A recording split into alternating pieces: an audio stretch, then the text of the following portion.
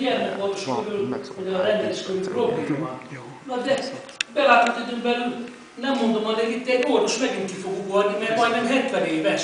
Figyeljetek, itt nagyon oda kell figyelni. Itt 2 éven belül gyerekek 2 orvosok maradna a faluban. Na akkor mi lesz? Igen, és bocsáss meg, hogy hozzáfűzöm. Figyeljetek, nem én mondom, hát megvan hivatalos életkora.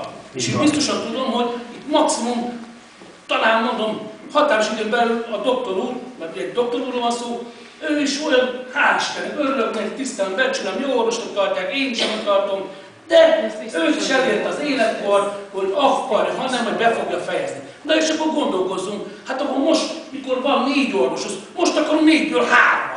Mert én a testület nevében beszélek, nem ti uratok, hanem mi. Ugye csak mondjuk én nem szavaztam meg. És akkor mi lesz, hogyha hamarosan beüt a mennyköz, szegény doktor is megint kivonul. Akkor délután fél hát értitek, akkor mi lesz? És ez hamarosan lesz ám. Tudom, a doktor úr mondta, hogy ameddig a kezét fölbírja emelni, fog rendelni, úgy is legyen. Mondom, sok egészséget előtt kívánok neki, de tudjuk a gyakorlatból, az életből, hogy most nehogy félrejtsétek, tisztelem, becsülöm a szociális otthon lakóit, de nagyon sok volt orvos, aki nyugdíjban, itt nekünk kedves lakók, és imádom, szeretem, mert az sors őket is utoléri. Mindegy gyerek, akik megöregszik, ha orvos volt, ha segédmunkás, ha állattenyésztő volt, a kor mindenkit utolér, hál' Istennek ebben nem tud beleszólni senki, se a politika, és innentől kezdve azért mondom, itt áll egy probléma előttünk, ami hamarosan, ezt is mondani kell mondani, az Újtestnek. Az Újtestnek már biztos, hogy bele fog esni a 4 éves kor időibe, megint egy orvos probléma. Úgyhogy ezt is gondolom az időről.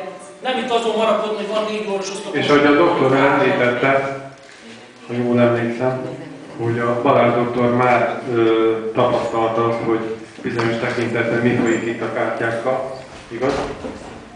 Akkor mi a garancia? Így van, mi a garancia arra, hogy egy hónap vagy 2 hónap múlva nem mondja azt, hogy köszönöm szépen, nekem ebből ennyi elég volt, mert én nem hagyom, hogy meglapjanak, mert szó szerint ez történik. Akkor nem egy orvos fog hiányozni, hanem egyből 3, belátható időn belül, mivel a Baja doktor olyan életkorban van, hogy nem tudhatjuk, meddig tud praktizálni. Ugye ő is nem titok, cukorbeteg. Nem, tényleg nagyon szükség rendeléseket megszüntetni, vagy körzeteket megszüntetni.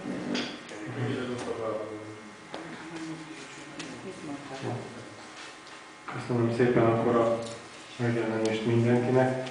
Hát én nagyon remélem, meg tényleg én nagyon bízok benne, hogy egy olyan eredmény születhet akkor, amikor szeretnénk, hogy gyerekorvosi rendelést is meg tudjuk tartani, függetlenül attól, hogy most milyen helyzet alakult ki. Hogyha olyan helyzet alakult ki, akkor meg fogunk találni rá a megoldást. Ebben biztos vagyok. Csak tényleg összefogás kérdése. Köszönöm. Köszönjük szépen.